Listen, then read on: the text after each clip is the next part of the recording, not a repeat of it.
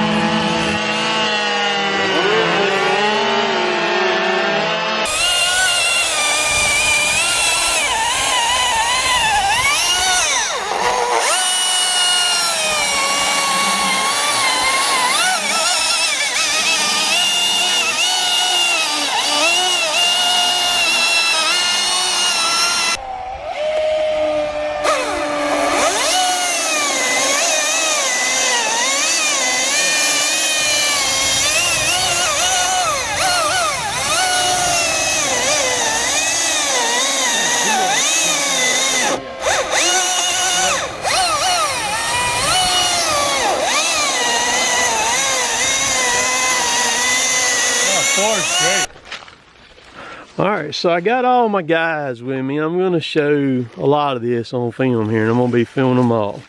I have saved this blowdown right here. As you can see, it's a big tree. I mean, that tree is gonna be 40 inches at the butt. An oak, it's gonna be loaded.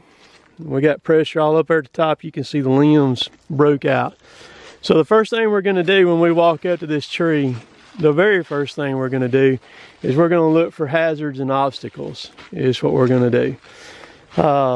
Hazards can be something that's hanging up in the air. I don't see anything hanging up, so we're good there. Obstacles can be tripping things, stuff like that. Utilities happen. We happen to be out here in the middle of the woods, so there's no utilities.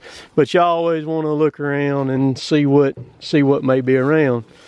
Some other kind of hazard, and you want to look like right now. We're looking through the sunlight right now. We're in the fall time of year. Yellow jackets. Look and see if you see any of them things flying around. And as we start moving around, be looking for them. You know, as we move around. Another hazard. Snakes. There's rattlesnakes down here. There's cottonmouths. We got a creek right there. This tree's been laying here for over a year. There could be anything laying up in and around that tree right there. Copperhead, they're hard as heck to see. Rattlesnakes, I killed one. The biggest one I've killed this year, I killed right down here in this bottom, right over there across the creek over there. I had 15 rattles on it. I mean, a really nice one, like something you would see out there where you live there, Mr. Bruce. So we analyzed this tree before we ever cranked the saw up. Another hazard on this tree, it's loaded with poison ivy. Any of y'all allergic to poison ivy? Are you? You get it? Okay. I get asked all the time what I do to combat poison ivy. I can look at it and it can get on me, but I never get it. You can do a few things. That's the reason why I always wear a long sleeve and I wear gloves. One of the best things to do to keep poison ivy off of you is when you get done with this tree or whatever, rubbing alcohol, cotton pad, paper towel, napkin, soak it down. Rub yourself down with it. It'll cut that oil off of it. You'll never get it. You'll be fine without it. So what we'll do, are you the only one that's Tim that's everybody else good on poison ivy? You good on poison ivy, everybody else? Me, but I'll be good. Okay, all right. It's worth it. We're here. Yeah. Let's lather up in it. You'll be well by the time you come back again. Right. We got Mr. Russell. He's at this class. He's going to be coming back to the next class to do the felling. All right. So we've analyzed that. You know, a lot of times people pull up, especially after a storm, they're like a monkey on a sack of peanuts. They jump out, they're snatching the rope out of the saw, trying to get it cranked up, gonna go in there like gangbusters. But man, there's a method to the madness to keep you from getting killed. So we've analyzed everything. There's probably some stuff in there that we hadn't seen. We're gonna walk up to this tree over here.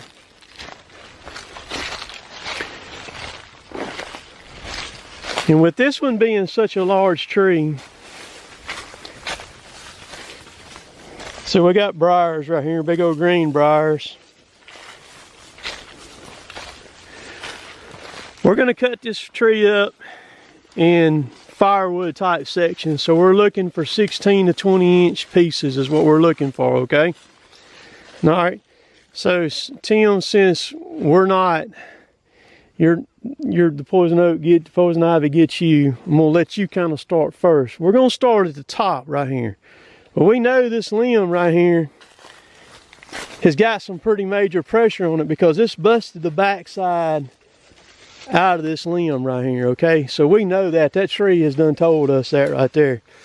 We're gonna work, I'm gonna let you start. We're gonna start at the top of this tree. Once we get the top out of this tree, we're good to go. The rest of it will be gravy. It'll be just taking stuff out. We're going to have to be kind of reaching up at our face to cut through it and work through it. A lot of it's going to be working both sides. We got a jungle over there on the other side to work through. So we're going to get our saws. We're going to kind of line up. We're going to take turns. I'm going to let Tim start kind of first since this end up here is not as bad on the poison ivy. It's got more muscadine vines in it than anything. And we're going to film Mr. Tim. All right, so who's gonna make bets on who's gonna get hung up the most, huh? I'm not running, so I'm not even gonna be in it. I'm not gonna run. But no, we'll have fun getting this right here.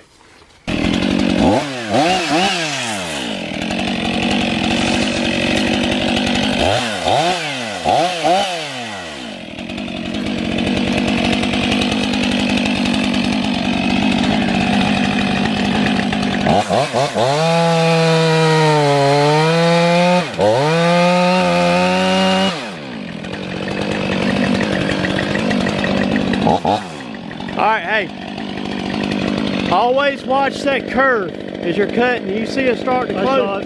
Yeah, come on out of it. Then what do you do to go from the bottom? Come up from the bottom. But look, hey, look, you got this thing over your foot. Okay. So look, go ahead and cut you a firewood piece off it, because you would hate for cut that and then it pin your foot down and then you're there.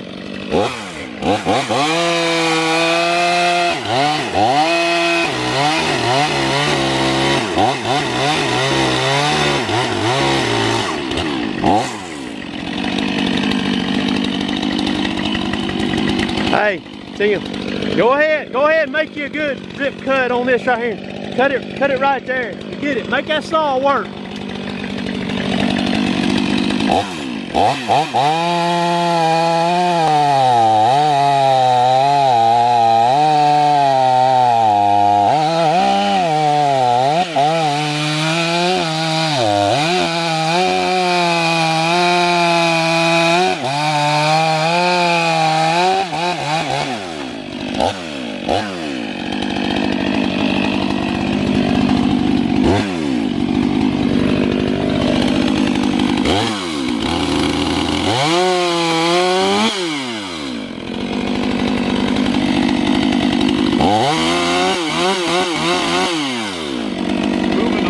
Oh yeah. You just keep coming up from the bottom. You the man. You the man. Hey look, one thing that you can do is how you got your cuts lined up, you can move over left or right, and what it'll do is when it breaks and goes down, it'll shove your saw out at the same time. You see what I'm saying? A couple other ones. Yeah, yeah, just a little bit over, about a curve over. There you go. Hey, remember you're cutting at an angle like this, so you need to come up because you're gonna have more wood. There you go.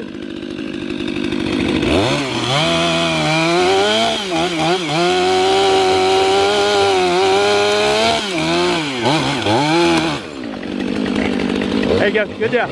All right, I want you to make that 460. We got a 462 now. I want you to cut it.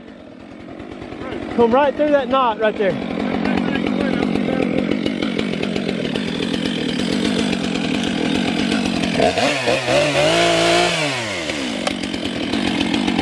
Right down the middle here? Yeah, make that saw work. All right, buddy. All right. No problem there. All right, go.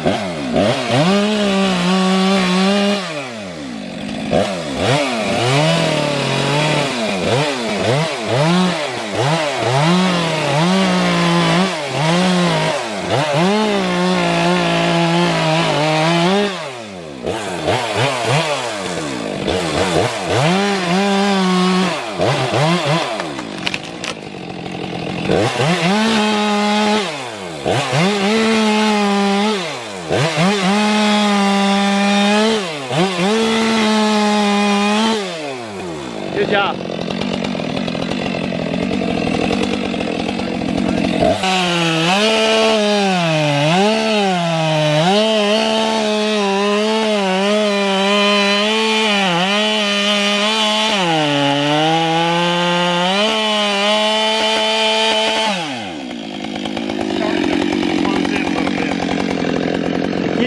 Keep going down with it right there.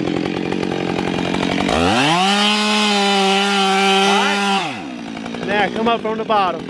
Hey, And watch, when you cut through, it may kind of eject this thing at you. Get over, don't get right in line with your cut. Get over to the side of it just a little bit. Yeah, just a little bit.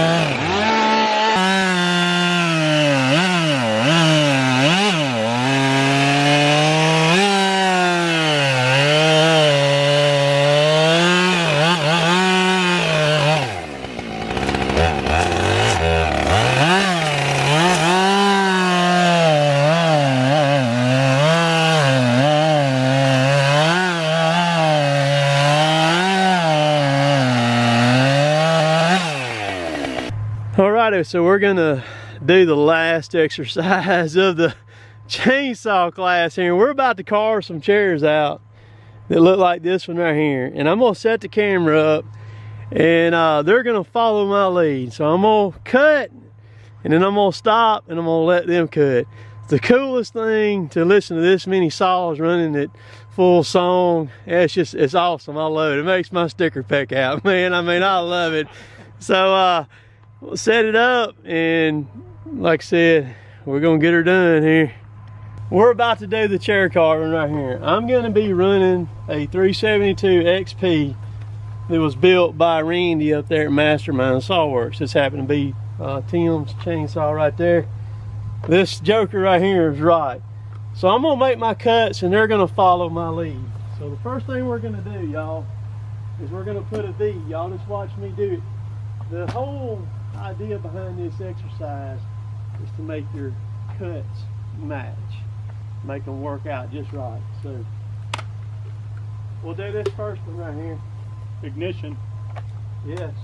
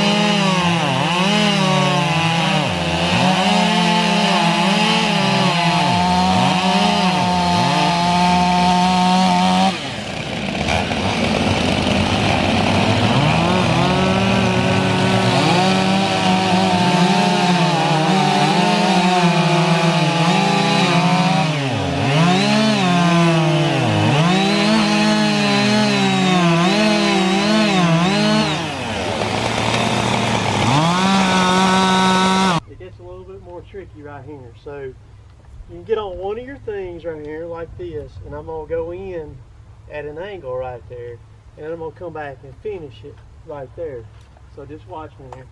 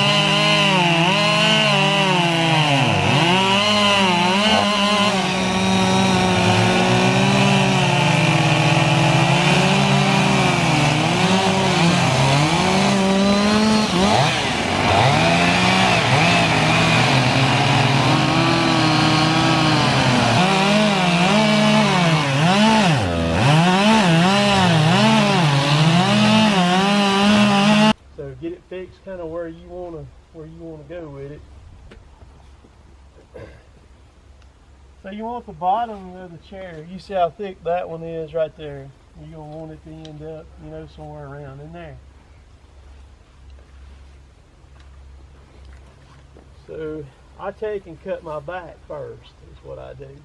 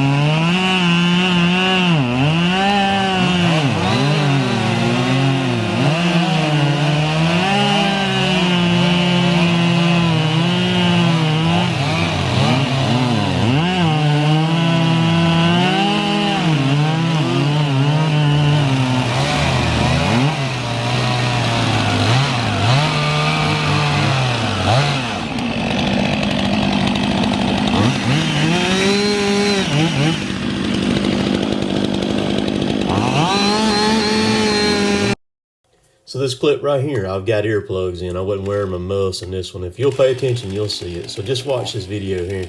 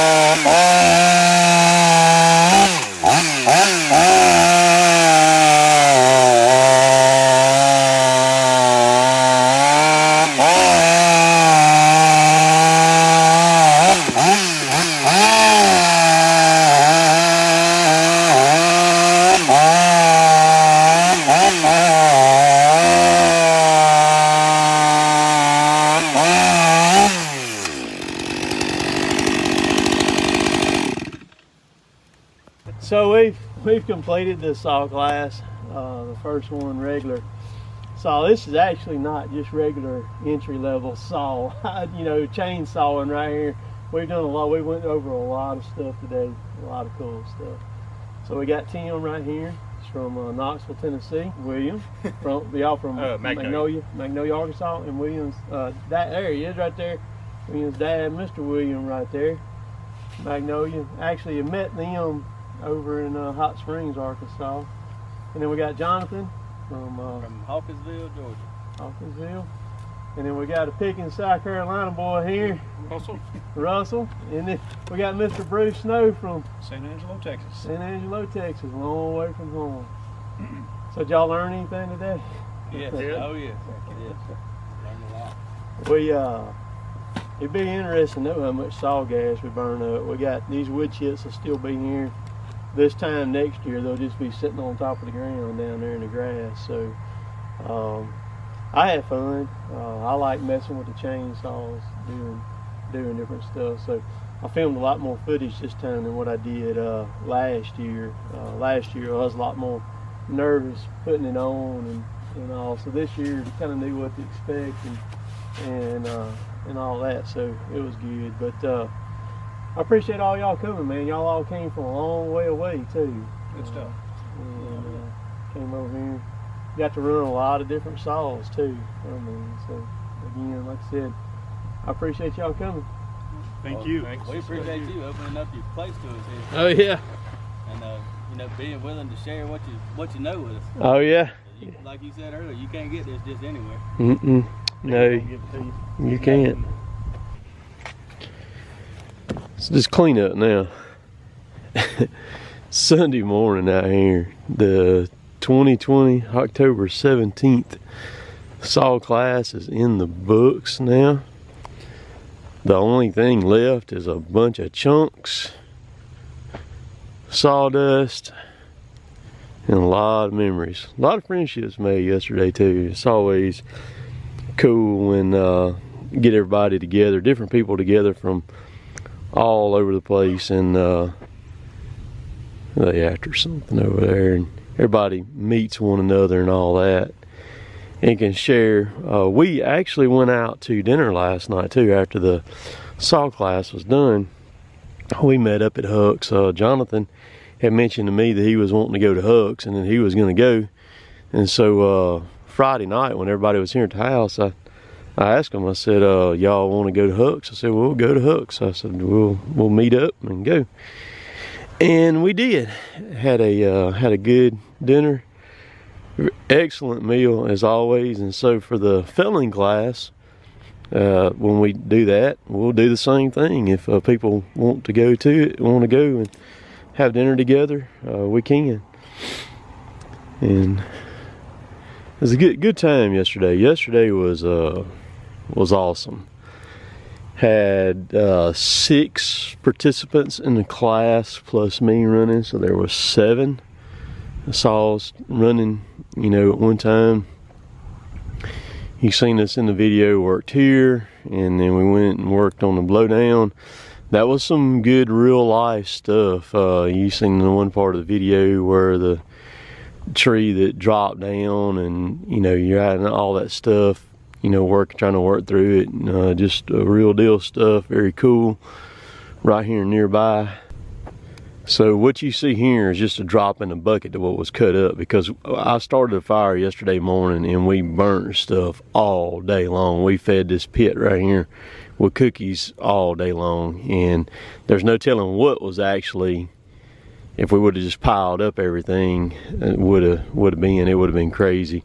So I still got a bunch more to burn, a bunch of big chunks, got some more cutting up to do. I've been cutting up pieces this morning and taking the mini and stacking them over here. So I'll take the mini and I'll pick up all the pieces once this burns down, and I'll throw the big pieces in there and let them burn too, get them done. So thoughts on the saws, man. I know a lot of people is going to be wanting to know about the 500i, and because that's kind of new. It ain't no kind of, that is the newest thing out. It's a fuel injected chainsaw by Stihl. I don't have any problem with Stihl. We run Stihls for years, all the way up till in the 80s, and man, Stihl went through a time period there where they just put out some trash, man. I mean, those saws were difficult to fool with, and boy, Husqvarna come out with the air injection stuff.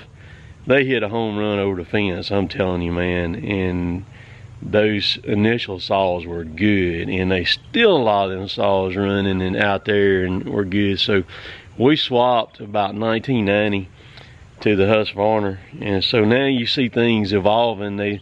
All these saw companies have had to kind of clean up things a little bit with the emissions and stuff like that. So that's where you see the, you know, the auto-tune stuff, and Stihl doing what they're doing, and you know, with the saws, trying to make them run cleaner and what have you. And then you're seeing the battery stuff. The battery stuff has its place. I don't think the battery stuff will never take the place of a gasoline powered saw. It's an option there, and it needs to be an option there. There are certain places, certain people, certain applications that the battery stuff is perfect for. And the battery stuff is really good too. I mean, I've run the heck out of it, and the stuff is good. But so Husqvarna has the auto-tune stuff, has had it for quite a few years. The 562 has had it for a long time. And then of course they have evolved the 550, and then came out with the 545, the 572. There's so many numbers in these saws, it's insane. And all that, and then all of a sudden, you know, it's not all of a sudden, but you know, Stihl introduced a fuel injected saw. Now, thoughts on the saw. That saw was brand new. Tim brought that down from up there in Knoxville. He had just bought that saw. That saw is an 80cc saw. Saw costs $1,400, and the saw, when you crank it, you have to pump the primer bulb on it. It's got a primer bulb on it. So y'all that's been dogging Husqvarna about that, you know, with a Stihl, now you got you a primer bulb too. You got to pump the primer bulb about 14 times to pressurize it up, and then you don't have a choke on it. You pull it and crank it. So we weighed the saws. I keep scales in my shop just for that. And the Stihl with a 25-inch steel bar on it and a full comp chain on it, full of gas and oil, because that's how I weigh them, because that's how you're gonna run them, is full of gas and oil. And we don't just weigh the power head or anything like that. And then we took a 572 mine with a 24-inch bar, full comp chain, full of gas and oil, and there was a pound of difference between the two saws, the Stihl being lighter than the Husqvarna.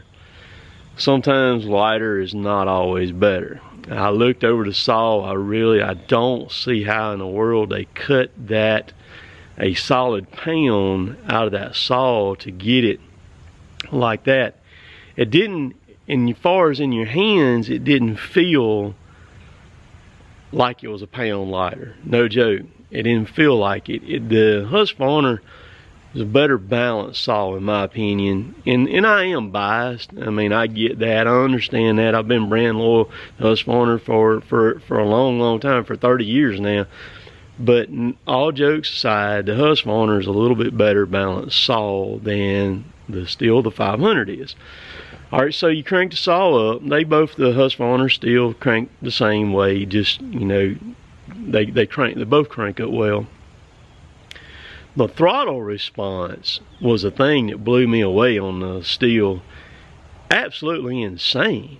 I mean, it was like touching the throttle was like a daggum lightning bolt or something. I mean, it was just, the saw keyed up so fast. I've never touched a throttle like that before on something.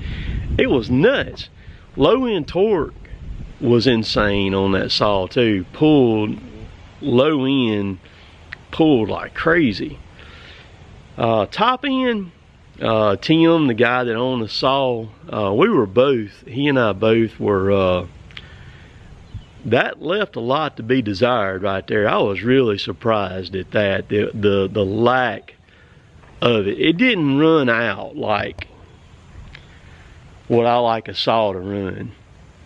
There was a 462 here. It ran out better on the top end than the 500i did, and it didn't.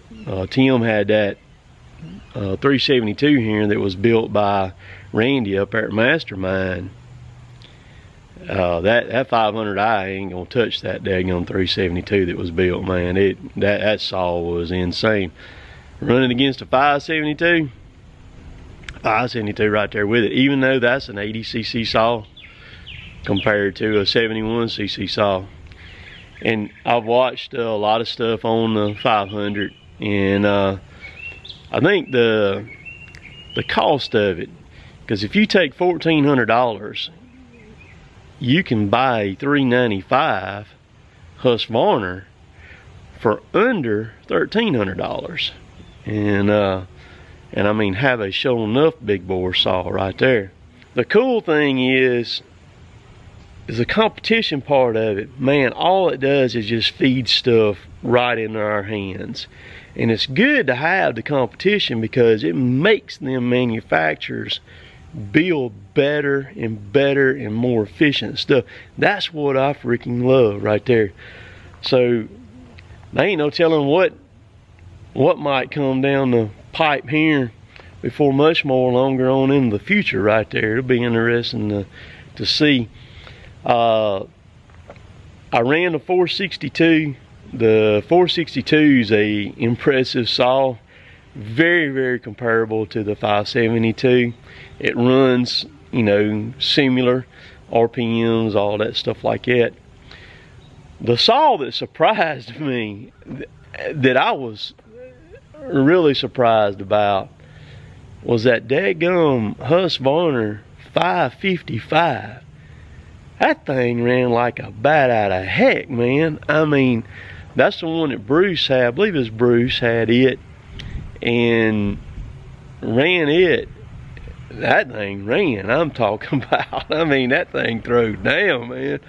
But good time. Gonna be doing it again here on the weekend of the 31st for the felling class.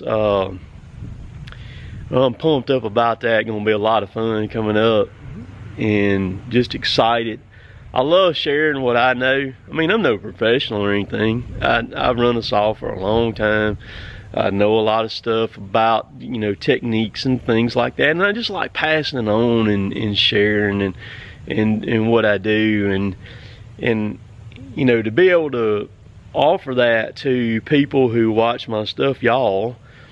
I mean, it makes me smile inside. I like to see people learn, ask questions, and me to be able to fill in the gaps for them and all that. And it's just, it's a really cool deal for me.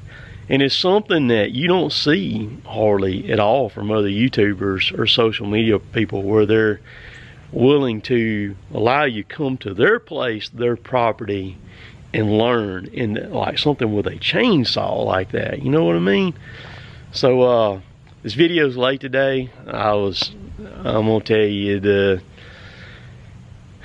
mental and the physical part of putting on a class like that would just drain you down, because I had a lot of people try to contact me this week, sending me messages, and I didn't respond back to anybody unless it was somebody from the class needing to know something or anything like that, because I didn't have time this week. I had so much stuff going on and trying to make everything perfect and the best that it could be for people that showed up here.